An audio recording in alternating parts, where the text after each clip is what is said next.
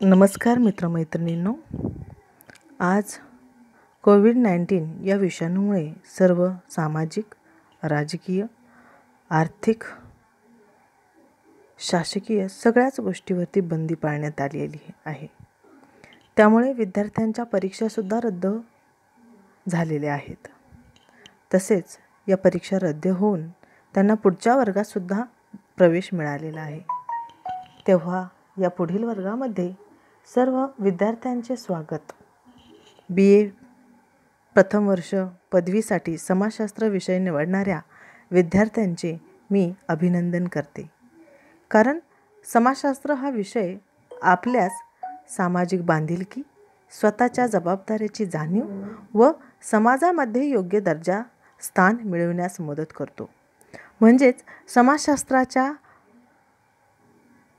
या विषयाचा अभ्यास करताना आपण आपल्या क्रिया, आंतरक्रिया यावर काम करून आपले व्यक्तिमत्व खुलवतो.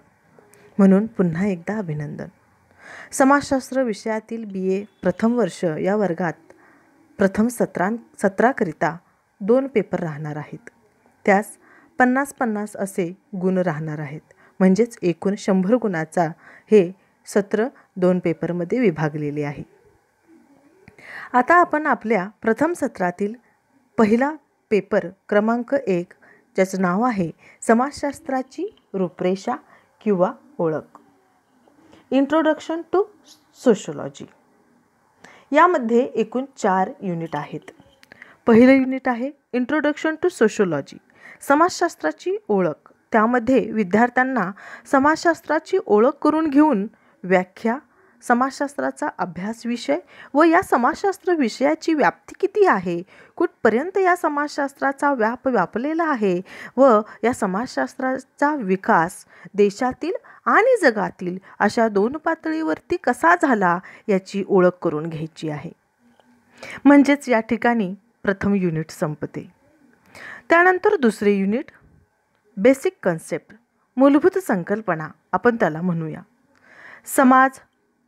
सामाजिक समूह, सामाजिक संस्था, सामाजिक व्यवस्था या 4 अशा मूलभूत संकल्पना, कन्सेप्ट यामध्ये विद्यार्थ्यांना शिकवायलाच मिळणार आहे.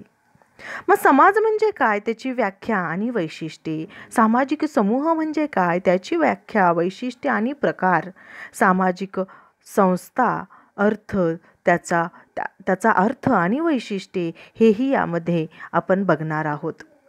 सामाजिक व्यवस्थेचा अर्थ आणि त्या व्यवस्थेची पुनरावृत्ती कशी हेही आपण या ठिकाणी बघणार आहोत. या ठिकाणी दुसरे युनिट संपते व तिसऱ्या युनिटमध्ये पर्स्पेक्टिव्ह इन सोशोलॉजी, समाजशास्त्राचे विविध दृष्टिकोन, ज्या दृष्टिकोनातून समाजशास्त्र अभ्यासल्या जातं. विद्यार्थ्यांना या दृष्टिकोनाची ओळख करून देणे हे समाजशास्त्रीय पातळीवरती खूप महत्त्वाचे आहे. संरचनात्मक दृष्टिकोन, कार्यात्मक दृष्टिकोन आणि संघर्षात्मक दृष्टिकोन अशा या 3 दृष्टिकोनाची ओळख या ठिकाणी खूप महत्त्वाची आहे. आणि शेवटचं unit 4 the use of sociology, समाजशास्त्राची उपयुक्तता. सामाजिक समस्येचे विश्लेषण करत असताना या सामाजिक समस्येच्या विश्लेषणामध्ये समाजशास्त्र ही कसं उपयुक्त पडतं हे जाणून घेणं प्रथम वर्षाच्या विद्यार्थ्यासाठी खूप महत्त्वाचे आहे. सामाजिक परिवर्तनाचे मूल्यमापन, प्रत्येक घटकात परिवर्तन हे होत असतं आणि त्या परिवर्तनाच्या अनुसार व्यक्तीला आपलं दैनंदिन जीवन जगणं अनिवार्य असतं. जर उदाहरणार्थ आपल्याला घ्यायचं आहे म्हणलं तर आता ह्या कोविड-19मुळे झालेलं आपल्या सगळ्यांच्या दैनंदिन जीवनातलं परिवर्तन हे खूप मोठं उदाहरण आपल्याला या ठिकाणी बघावयास मिळतं. म्हणून हे सामाजिक पातळीवरती जे काही परिवर्तन होतं त्याचं मूल्यमापन सुद्धा समाजशास्त्रामध्ये केले जाते. आणि त्यानंतर शेवटचा सामाजिक धोरण आणि क्रिया या गोष्टीवरती समाजशास्त्राच्या प्रथम वर्षाच्या विद्यार्थ्यांना हे अभ्यासक्रमामध्ये अभ्यासावयाचे आहे.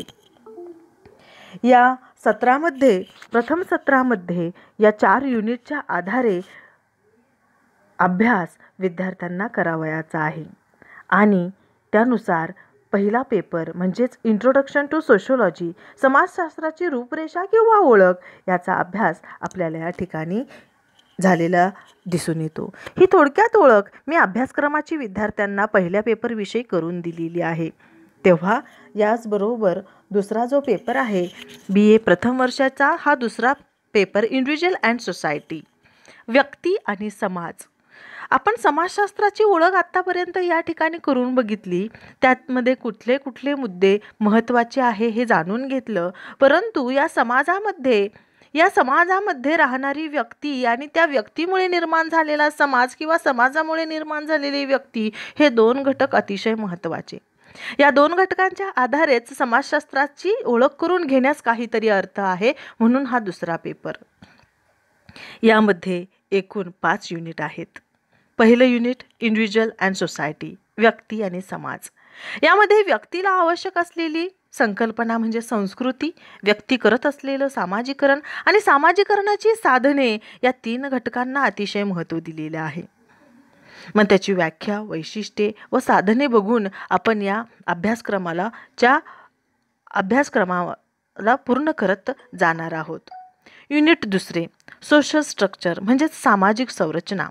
सामाजिक संरचनेमध्ये आपल्याला सामाजिक संरचना म्हणजे काय हे आपण या ठिकाणी अभ्यासणार आहोत. दर्जा काय असतो आणि भूमिका काय असते, सामाजिक दृष्टिकोनातून या दर्जेला व भूमिकेला कशा पद्धतीने हाताळले जाते आणि व्यक्तीला त्याचं महत्त्व किती आहे, या दृष्टिकोनातून आपण या व्यक्ती आणि समाज या पेपर अंतर्गत अभ्यासणार आहोत. त्याचबरोबर नियमने आणि मूल्य. व्यक्ती समाजात जीवन जगत असताना अनेक मूल्यांचं अनुसरण करतो आणि अनेक नियमनांचं सुद्धा पालन करत असतो. जो व्यक्ती नियमनांचं आणि मूल्यांचं पालन करत नाही, त्या व्यक्तीला अनियमने, अमूल्य, असंस्कृत व्यक्ती म्हणून समाजात ओळखलं जातं आणि त्यासाठीचे नियम वेगळे असतात. म्हणून सामाजिक संरचनेचा अभ्यास करत असताना व्यक्तीला आवश्यक असलेली दर्जा आणि भूमिका वठविण्यासाठी नियमने आणि मूल्यांचं खूप मोठं असं सहाय्य या ठिकाणी आपल्याला मिळताना दिसतं. त्यानंतर युनिट तिसरे सोशल स्ट्रॅटिफिकेशन, सामाजिक स्तरीकरण.